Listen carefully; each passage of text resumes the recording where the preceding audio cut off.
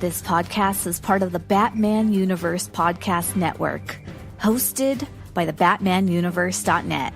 Check out everything related to Batman and the entire Bat family at the BatmanUniverse.net, including news and original content related to comics, movies, television, merchandise, video games, and more.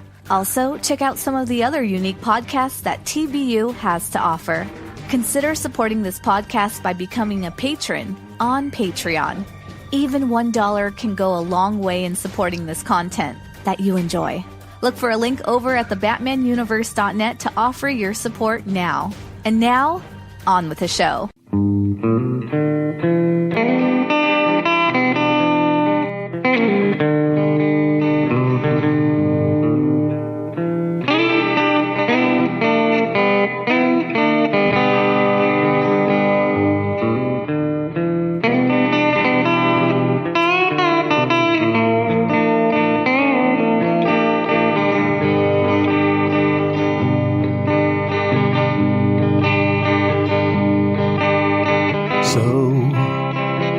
So you might be afraid.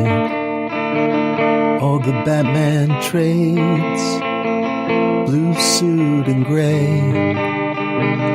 You don't know Robin's deal. Who's Batgirl today? Is that Azrael? You don't think you can tell. With a bookshelf of trades, which heroes are ghosts? Which villains are teamed? Fighting on Gotham's cruel streets, overwhelmed in the maze of 80 years and some days. Perhaps I'll come reborn, or maybe get war games. Bat books for beginners. We're just two Bat fans sharing love of Batman on racks and spinners, going over the story and on what's dumb and smart, the losers and winners.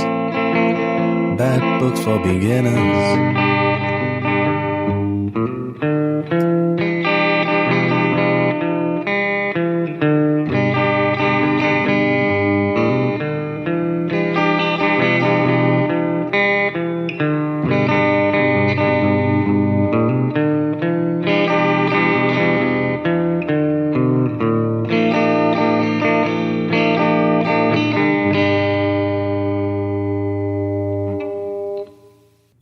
Hello, and welcome to this edition of TBU's Bat Books for Beginners, episode 206. My name is Gerry. And I'm Chris. And we are your hosts. On Bat Books for Beginners, we will examine story arcs with Batman and related characters. We'll give you the historical background of the book, break down the plot and the art, and give you our opinions so you can decide for yourself if they're worth a read. Today's Bat Book Chris and I are covering is Red Robin, the Grail. Chris, tell us a little bit about this book. Thank you very much, Gerry. Gerry, before I do, I have to tell you, with all the music you provided to this podcast, I have to say you really, really, really outdid yourself with that one. Oh, thank you. Thank you. I love that song. Pink Floyd. I know. That was a masterpiece, my friend. I really enjoyed that one. Well, hello, Bat fans. Thank you very much for spending a part of your day with us today. Once again, no coverage of Batman number 188. Hey, but watch your backs for the Eraser Gang. We warned you first. Okay. Red Robin, the Grail, is a 128-page, full-color, softcover trade paperback that was published in April 2010 and had a cover price of $17.99. Now, this book appears to have gone through more than one printing. Now, however, in a Bat Books for Beginners first, or at least as long as Gerry and I have covered Bat Books here, this does not appear to be available by either Amazon or Comixology at the time of this recording. Oh, no. Yeah. I didn't see any main online comic vendors have any either, but at the time of this recording, I did see some copies of the trade paperback on eBay going from around $35 to $50. The trade paperback collects the first 5 issues of Red Robin. That's the title that was originally cover dated August 2009 through December 2009, and each of those issues had a cover price of $2.99. It should be noted that Gerry and I are covering the first 4 issues, which were specifically titled the story The Grail. Now, if you're interested in obtaining a hard copy version of the story, as you might expect, based on what I previously said, going for the back issues would probably be the cheaper route to go. Online vendors do appear to have these hovering at to or slightly above to slightly below the cover price. Okay, for our creative team, as per usual, I'll go off my online resources and a little bit of my memory. But I have to confess, with some of the team, I didn't have much to go here. Our writer is Christopher Yost. I think he was mentioned on our previous episode while I was compiling my research, but honestly, I'm not sure when we last mentioned him or when. Christopher Lee Yost was born on February 21st, 1973 in St. Louis, Missouri, making him 46 years old. He graduated from the University of Michigan with a film and video degree, and he produced TV commercials in the Detroit area. He later interned in 2002 at Marvel Comics' West Coast office. He got some spec scripts that got attention from Marvel executives, and they hired Yost to write a few episodes of the TV series X-Men Evolution. In 2003, Yost and co-wrote a couple of episodes that introduced the mutant character X-23, a female clone of the popular X-Men character Wolverine. Now, Marvel executives were impressed with X-23's reception on TV, and they asked Yost to work with others to adapt the character into comics, first by writing a 6-issue miniseries titled X-23 Innocence Lost. In 2012, Yost moved to work on the Marvel Spider-Man family of comics. He revitalized the character Kane. I don't know if I recall that vaguely from the 1990s storyline in the Clone Saga, and that was done in the Scarlet Spider ongoing series. And he also took over the writing of Spider-Man team-up book, The Avenging Spider-Man. I know I got those, and for me, they were a lot of one-and-done reads, but an interesting series nonetheless. Where I first really noticed his work, he did some writing on the animated series The Batman. And while that's not quite as revered as the previous Batman the Animated series in the 90s, I thought this incarnation of the character had a really decent run. I think it ran 5 seasons, and I thought it was, okay, pretty good. I didn't care for the Joker's appearance being barefoot, and Catwoman had those really over-exaggerated cat ears, but I'm starting to digress here. Yost worked in the Marvel Feature Film Writers Program from 2010 to 2012 before embarking on his feature film screenwriting career. He was one of the writers of the Marvel film Thor: The Dark World. In August 23, he worked on the Max Steel film series, and then he also worked on Thor: Ragnarok. Now, our artist is Ramon Box, and I have to confess, I really couldn't find about as much of him as far as a background as I wanted to. Box was born in 1973 in Santa Coloma de Gramenet, in Catalunya, Spain, if I pronounced that correctly. He started working in the late 90s on comic strips and magazines in his birthplace. In 1999, he started working in the American comic book industry. His first work was for Dark Horse Comics and the title Spy Boy. That sounds vaguely familiar. He was later assigned to work in an intercompany crossover between Dark Horse Comics and DC Comics, and that crossover was the Joker Mask series. Hey, that was in 2000, and I remember that one. I have that comic book. He was hired by Wildstorm Productions to work on the title Gen 13. His first official work for DC Comics was in 2004 on the title Batman Legends of the Dark Knight. I remember that title well. And later he worked on the title Detective Comics. Over on Amazon.com, this particular trade paperback has a rating of 4.5. Wow. 4.5 stars out of 5 based on 17 reviews. And over at Goodreads.com, this has a rating of 4.07 stars out of 5 based on 3,091 ratings and 58 reviews. But will Gerry and I rank this as high or lower? That remains to be seen. And I know you can't wait to hear Gerry's awesome recap of the story. And with that, I shall turn it back over to you, Gerry. Thanks, Chris. So we're going to talk about this story after a few messages from some of our friends.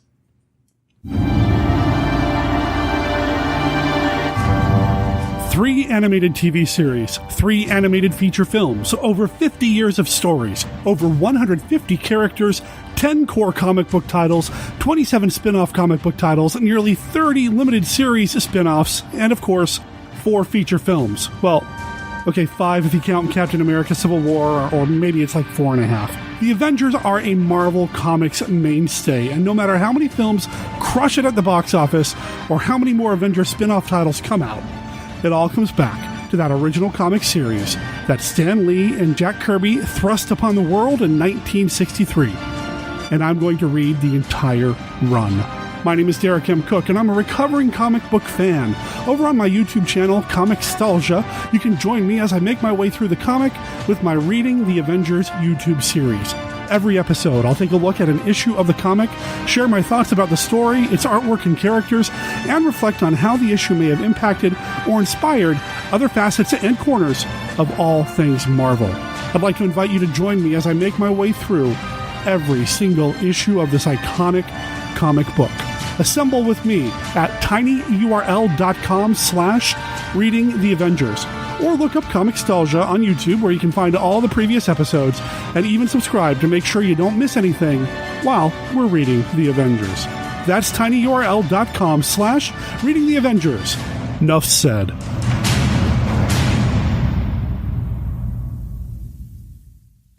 Welcome back. Here's the story of Red Robin, the Grail. Tim Drake doesn't believe Bruce Wayne is dead, and he's going to prove it. I kind of agree with him. Yeah. He dons the Red Robin costume because it gives him leeway to be a little more violent than he might be in his Robin outfit. Everyone has been telling him that Bruce is dead and that he's in denial to believe otherwise. Still, something is bothering the world's second greatest detective, and he can't give up on Bruce. He remembers going to the Batcave and Dick trying to talk him out of his search. Damian was a supreme jerk to him, and he took out his frustrations on a vase in stately Wayne Manor. At one point, Dick even tries to physically restrain him. He goes to Spain looking for clues to Bruce's whereabouts. He gets sidetracked into saving a kidnapped girl and gets his hands burned by a superpowered villain. He goes to Paris, where he gets sidetracked by an armed robbery he has to stop. Why is his search being interrupted? After saving the day, he goes to his hotel room. On a rooftop across the street are 3 baddies, one of which has a gun pointed at him. One is a bald, tough girl named Prue. One of the guys, a black man named Z, reports to someone on a walkie-talkie that, "We've got him." On the other end of the walkie-talkie is Ra's al Ghul. They ask if they should kill Tim. Ray says, "You can try." One of them, Owens, shoots an exploding round into Tim's room. The 3 celebrate at how easy it was to kill him. These bats aren't so tough. Then Red Robin flips onto the rooftop, not as dead as they thought, and beats them up pretty good. Prue gets her nose broken in 2 places, and the rest of them get various damage. Ra's orders them to leave. They set off a flash grenade and leave the rooftop, leaving behind a communicator. Alfred notices Tim is missing from Wayne Manor and gets Lucius Fox on the job to find him. Someone intrudes on Tim's hideout, and he gives them a solid kick in the gut. It is Stephanie Brown in her spoiler outfit. She wants him to give up his search, but he refuses and gives her what for. In Berlin, Tim realizes Ra's al Ghul believes Bruce is alive too. Those assassins weren't there to stop him. They were there to help him. Oh well, fun's fun. He uses the communicator to get in touch with Ra's, and they have a chat. That night, Tim breaks into the German Museum of Anthropology with Ra's on the communicator. Ra's knows that Batman is Dick and Damian is Robin, and he doesn't think much of them. He offers Tim a spot on his board of assassins if he lets Ra's know what happens to the real Batman. The museum's silent alarm goes off, and Tim is accosted by the German police and a half-naked barbarian called the Wild Huntsman. They fight. Ra's 3 assassins shoot at the huntsman through the window. Tim has to save him from the shots. Prue, Z, and Owens are trying to save Tim, but Tim doesn't want anyone hurt. He's still a bat after all. So they are all fighting each other. It's a little chaotic. Tim gets away with an artifact. Tim flies to Baghdad, where he meets up with Prue, Z, and Owens again. They're there to give him a ride. But first, Tim has to deal with the cops at the airport. Turns out they know he has an artifact. Z is apparently from the local Wayne Enterprises affiliate, or at least has that identification, and he's able to straighten things out. They let the armed officers know that Tim is Bruce Wayne's adopted son. Tim's released and rides in the trio's car. The 4 head out into the desert. Tim goes into a cave and finds a cave painting of a bat. This is what he's looking for. Bruce is alive. As they leave, Z is killed with a sword in the back by an assassin named the Widower, sent by the Council of Spiders. Owen and Prue are killed also, and Tim knows he might be dead. He might be dead too. This is where this story ends. After these words from some of our friends. Sawate. My name is Stella, and I am the host of Batgirl to Oracle, the Barbara Gordon podcast. Batgirl to Oracle is a podcast dedicated to Barbara Gordon, the first woman to hold the mantle of Batgirl for an extended period of time, roughly 1967 to 1988. The goal of Batgirl to Oracle is to examine the character's history from her first appearance as Batgirl and continuing through her tenure as Oracle. Each episode looks at a vintage issue of Detective Comics or Batman, as well as other books like Justice League and Freedom Fighters, and modern issues of Batgirl and Birds of Prey. I also keep track of news involving Batgirl and other members of the Bat family, and I have a revolving series of segments like Babs in the Tube, which highlights appearances of Babs in TV and film, Shipper Spotlight, which looks at a variety of comic and pop culture couples, gives their history, and determines whether they are hot or not, Reading with Stella, which could be described as an audio drama, or just me reading a book that relates to Babs or doesn't, and of course, the mainstay literature recommendation. I've been blessed to interview writers Scott Beatty and Chuck Dixon on their Batgirl Year 1 work, Brian Q. Miller on his Batgirl run, Dwayne Swarzynski and Christy Marks on their separate Birds of Prey work, and the creators and actors of the Batgirl Spoiled, the web series. I hope to interview more creators and actors in the future. My goal, most importantly, is to make a fun, entertaining, and thoughtful show that people enjoy and from which they learn. Find the show online at thebatmanuniverse.net and iTunes, and follow the show on Facebook and Twitter at Batgirl to Oracle. Thank you, and fly on, Babs lovers. Okay, Chris, what'd you think? Gerry, this was a surprisingly likable read, and one that I confess I didn't really recall when it first popped up in my reading list way back in the day. But there were some elements of the story that really, really grabbed me. Initially, we got a depiction of Tim. He's a much more mature-looking Tim Drake than I'm used to and accustomed to seeing, and one I think we've sort of gotten in a little bit of regress with respect to the current reading and depiction of the character. Yes, we get a bratty Damien. What else is new? That's sort of a setback. But I really got into the different locations and Tim really being independent and thinking on his own. We had this group with Prudence, Z, and Owens, and I thought they were some great supporting characters in this. And they were almost kind of like baddies I was almost rooting for for a little bit, and they had no business to, but they were really fleshed out and unique characters. Provided a little bit of comic relief, if you will, in this League of Shadows. The artwork was really, really good. I didn't have any complaints with that respect to it. Their depiction of the action scenes were really fine. There were some great facial close-ups where they needed to be. We had a little bit of a Tim and Stephanie confrontation, which I'm glad they included that element there. And there were just a little bit of pieces of the puzzle that I really liked. There was a nice Wonder Girl cameo. There was some character called the Wild Huntsman who just looked totally out of place. And I'm going to have to downgrade this when we come to the grading spot for the segment, because this guy was just a bozo. I mean, just when he came up, he just really took me out of the story with his appearance and mannerisms. I don't know if that's how they wanted to convey the character from conception to execution, but poor man's Kraven the Hunter, he was not. But this was just like a really Z-list looking guy. And was he working with the police? Yeah, who knows? I don't know what the guy was up to. Part of museum security? Yes, and he's got this, Tarzan get-up on, and I'm like, my God, what is he doing here? And it's just other than that, that was the only real misstep with the story from start to finish that I had. But this was, again, a surprisingly good read. I did not think I would enjoy it as much as I did. What were your initial impressions, Gerry? Well, I really liked Ra's al Ghul and Tim Drake. Their relationship is really cool. We've seen them before interact, and they have a respect for each other, even though they're on opposite sides of things. And, in this case, when the three assassins say, "Oh, can I shoot Tim?" Ra's is like, "Yeah, Sure. You're not going to kill him. Not a chance. And, you mentioned Prudence and Owens. They're really funny together.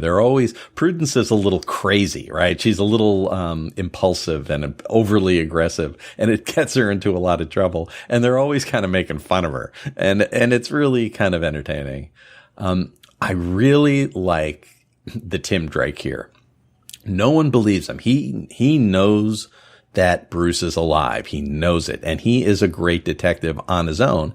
And it's a little frustrating that everyone around him, thinks he's wrong. And they're trying to say, oh, you're just in denial. Stop searching for Bruce. You have to move on with your life. Nobody trusts his detective instincts except Raish, who knows how smart he is. Tim knows that Bruce is alive and he is gonna save him no matter what happens. There's a reason I like Tim Drake so much, and stories like this are one of them. I'm not sure so much on the, quote unquote mystery and all the clues he's following. I think that's a little bit of a weakness here. Why is he in Europe? What's he looking for? What's the artifact? Why is the bat on the wall so important? I know we've seen that before, and I know that's tied into the whole thing, but it's not really clear at this point. It's not like a mystery that the reader can solve. Tim is just going through this station by station, trying to figure it out. You mentioned Damien. Look, I like Damien. I definitely understand why people hate Damien. Thank you. I feel a little bit justified now. Absolutely. Damien is awful. Awful in here. He's nasty to Tim, who I like a lot. And just insufferable, and almost like, why even have him? I mean, he's just terrible. You mentioned Tim and Stephanie. It's great to see them together. They're on the outs, they're fighting a little bit, but it's always good to see them together. There's some great comments here where Tim mentions, oh, great, Ra's al Ghul is my new Alfred, butler of the damned. And so just a lot of things to like. There were, this is only 4 issues. There were an awful lot of side stories for 4 issues. The trip to South Africa. They spend a couple of pages in South Africa, not clear why. Cassie is Wonder Girl. Great to see her. They talk about Jason Todd. They talk about anarchy and the anti-life equation, which we've seen in recent stories a couple of months ago, I think, that we did on this podcast. But it's not clear what this has to do with the story, other than everybody bugging Tim about giving up the ghost, giving up Bruce. And just also, didn't Dick shut down the Batcave a few episodes of Bat Books for Beginners ago and moved to a penthouse? Or I'm not sure about the time periods that we're talking here. Is that in the future, or they just forgot about it? I conceivably, I think it almost could be the latter. It's been a while on our podcast since we mentioned, on some of these traits, some editorial notes would be good. A little bit of like a context page of what's happening here and when. Mm-hmm. We don't get that. And you alluded to the cave drawing on the wall, and I think that tied in with like the Resurrection of Bruce Wayne series, and you saw it in other places. And there were a lot of plates spinning in other titles with respect to the mystery of the whereabouts of Bruce, mm-hmm. and some people in on it, some people not of it. And I just really think editorialship didn't do a fine job of putting it all under the umbrella in a cohesive manner. I just think everybody was, okay, here's your assignment, run with it, and nobody really tied the loose ends all together. I suspect that, at least that's the way I as a reader felt when I'm getting this and we're going over these trades and pretty much happening in the same time period, but we really didn't have any cohesiveness with a Law and Order. I think there were just too many things going on at once, and the writers perhaps did what they could, but could have been handled better with some editorialship, in my opinion. Yeah, I agree. I think that it's understandable that they can't give you a solvable mystery if they're not exactly sure what's going on in the universe, right? So, that's a weakness of this that keeps this from being a truly, in my opinion, truly great story. You mentioned the locales were not necessarily clear with where he was going. That said, I did like that. This is a story that hits the ground running. I mean, they don't set up with a lot of exposition. I kind of like that Tim is going to these different locales. Yeah. He's working covertly, and he's kind of ignoring everybody who's reaching out to him. He's just laser focused on the mission, and I really like to see that. Gerry, did you like the different locales, or did it just take you out of it because there was just no explanation kind of here and there? I like the locales following Tim around. It was a lot of locales, and that was one thing. But then there was also a lot of flashbacks. Oh, remember the time I talked to Dick? Oh, and remember that other time that I talked to Dick and we fought? And remember that time I talked to Wonder, And so it was a lot of jumping around, which typically I don't like, but like you said, there was a lot of action here. There were a lot of, as Tim is in the different locations, there's like a little crime for him to solve. And it's only a couple of pages, and it doesn't actually count to, the story as a whole, but it sure is fun, and it keeps things moving. Gerry, I want to really applaud you for one of the observations you had earlier, and noticing that Raish really thinks Tim is an intelligent person and character, and I think that shouldn't be understated at all. I think that is almost part of the underlying crux of the story, and just how well written and how intelligently written. Yost provided a story here with respect to these two characters. He has a lot of respect for them, and he gives them that intelligence and that nod that these aren't things that are going by and summarily dismissive of their talent. I really, really liked that. As far as the artwork, I do want to take a couple of steps back here.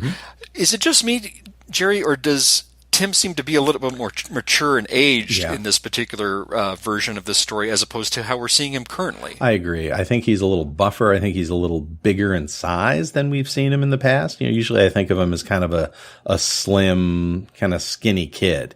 And here it looks like he's put on a little bit of bulk. And I think it works well for this story. And absolutely, I kind of wish they didn't revert him back to a younger age. As much as I like him as younger, that's fine. But it's great to see him developing as a character. I think he's a terrific character, one of the great ones in the Bat family, and I'd like to see him change and grow.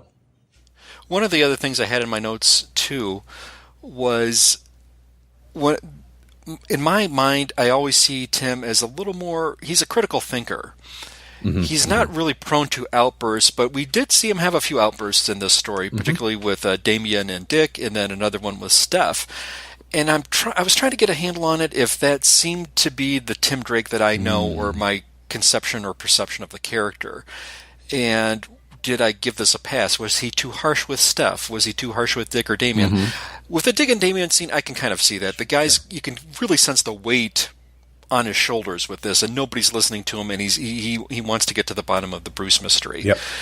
The confrontation he had with Steph, it took me a little out of the story a bit. I thought that may have been uncharacteristic, but I just don't know. Did you think he was a little bit was the anger a little over the top with Tim in this, do you think, Gerry? So I understood it with the Dick and Damien stuff, and Damien just aggravates him, and he just smashes a vase. And, I think it shows on the one hand that he is stressed out. He misses Bruce.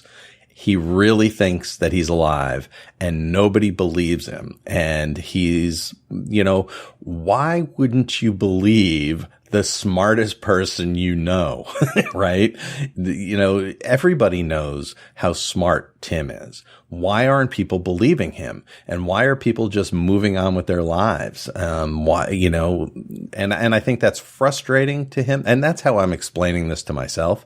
I did think that the thing with Stephanie was a little much. He kicks her in the stomach, he is a little over the top. But with Dick, there was also the one scene where Dick is actually trying to kind of physically restrain Tim.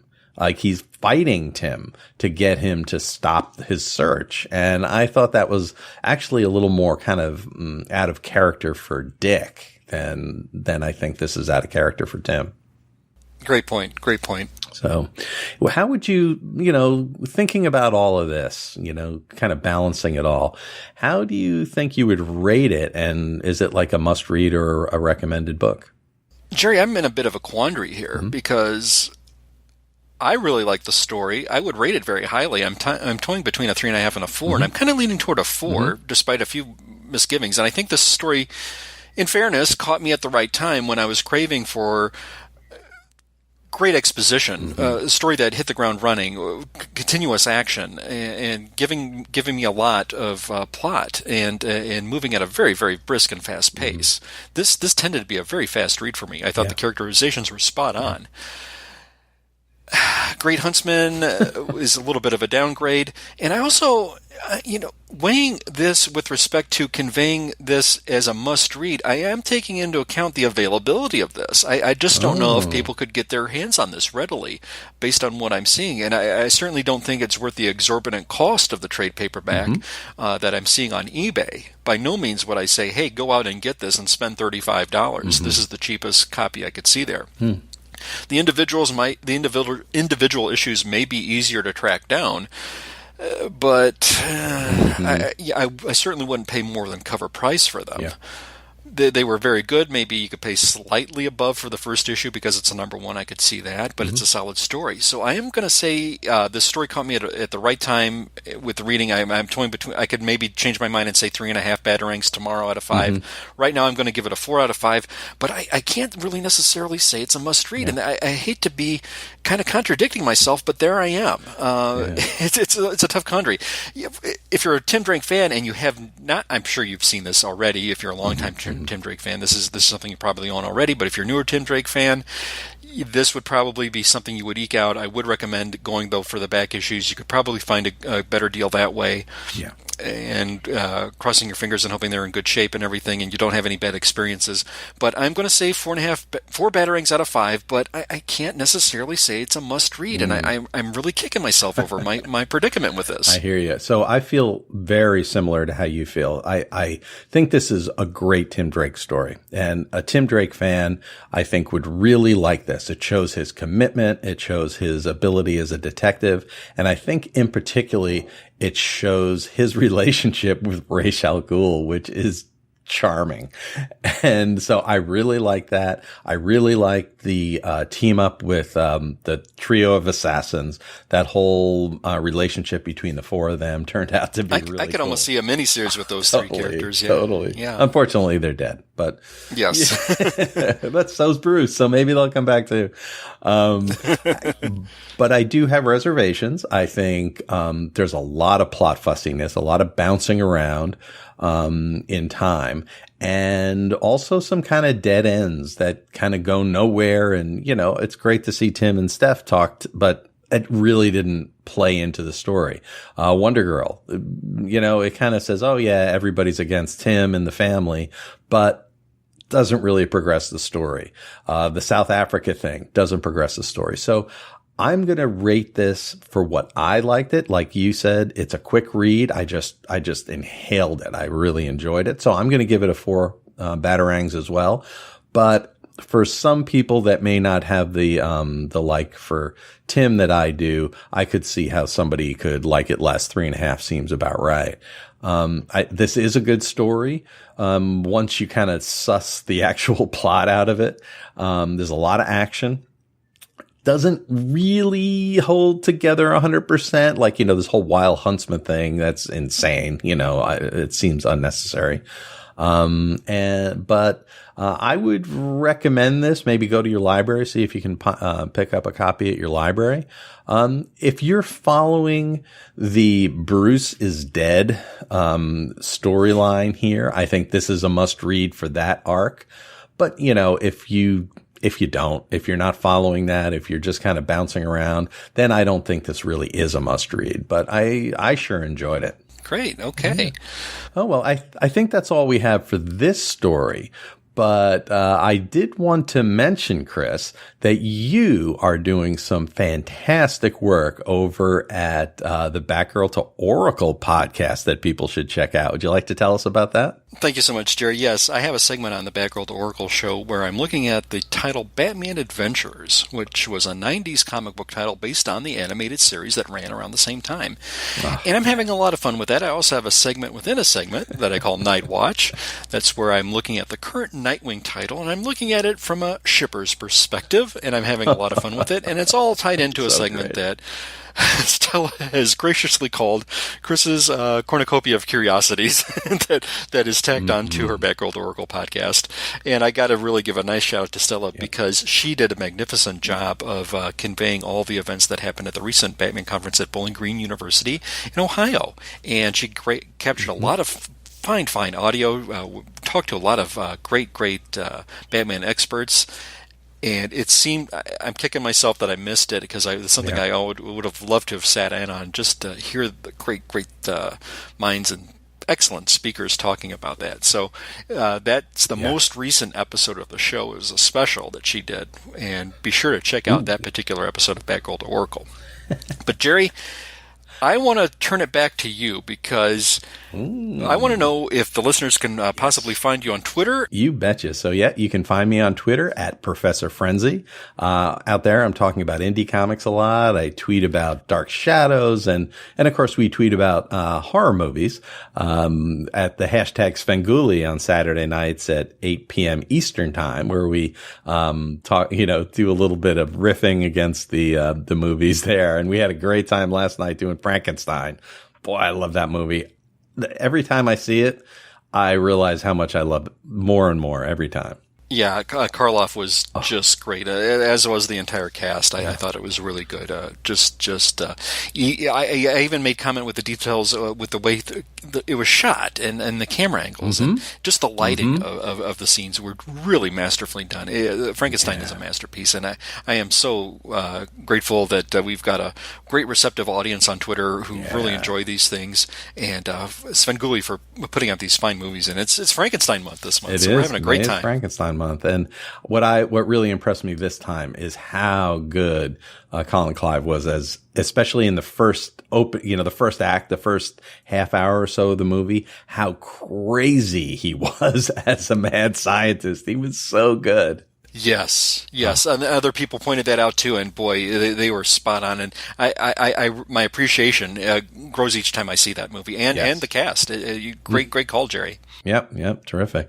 So you mentioned, thank you for mentioning the Monster Kid radio bit. I cover an EC horror comic story, and so I just tell the story. It's called Professor Frenzy's Bedtime Stories, and I have a lot of fun doing it. I love those old EC horror comics, and it's just so much fun to share that with everyone. Now, also, Chris, you and I do another podcast called The Professor Frenzy Show. So we're having so much fun checking out indie comics over there. And we also hit on some other pop culture topics, and it's just been a blast. So many good indie comics these days. Folks should really check them out. So if you're interested in indie comics, if you'd like to be interested in indie comics, check out the show. Search on iTunes for The Professor Frenzy Show. You can find us all over the interwebs with Professor Frenzy. So YouTube, Spotify, all kinds of places. So check that out. Gerry, we were really fortunate to get a comment again from our good friend Ian Miller, who's on Twitter at IBM Miller. And this was with respect to our last episode where we covered the Batwoman Elegy story. Yep. And Ian goes on to say, great review of a great comic. I think you pointed out some of the flaws of the, sort of underdevelopment of the villains, etc. If you read Rucka's Tech Works, collected in New Gotham Volume 1 and Volume 2, you'll see some of the setup. And parenthetically, he says, and some very cool comics, of course. Smiley face emoji. Yeah, thank you so much, Ian. I really appreciate that. Yep, great comment.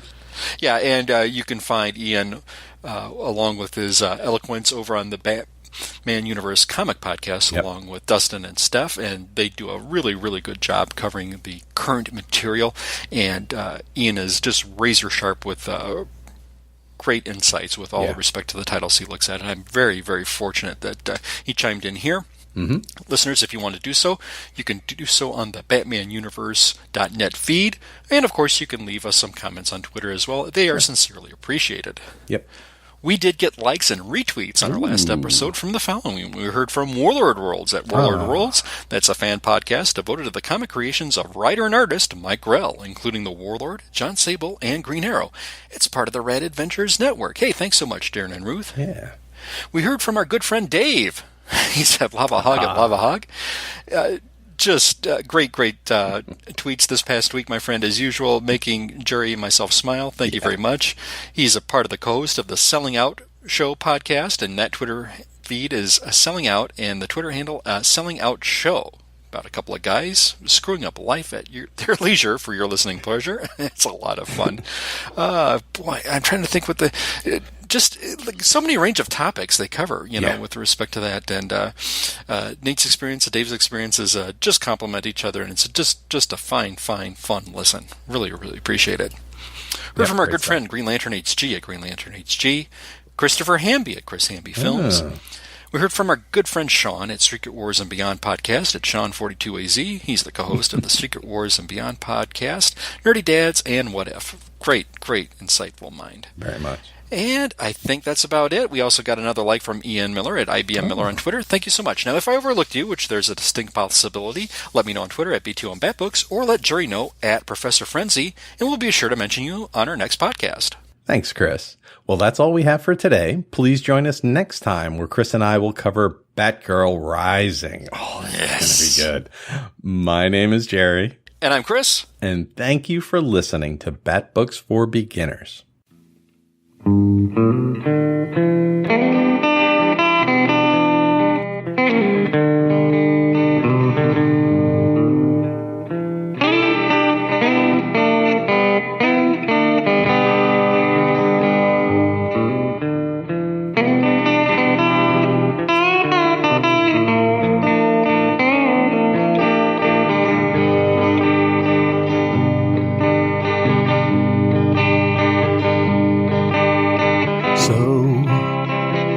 So you might be afraid all the Batman traits, blue suit and gray. You don't know Robin's deal. Who's Batgirl today? Is that Azrael? You don't think you can tell with a bookshelf of traits which heroes are ghosts, which villains are teamed, fighting on Gotham's cruel streets, overwhelmed in the maze of 80 years and some days. Perhaps Arkham Reborn, or maybe get War Games. Bat Books for Beginners. We're just two Bat fans sharing love of Batman on racks and spinners, going over the story and on what's dumb and smart, the losers and winners. Bat Books for Beginners.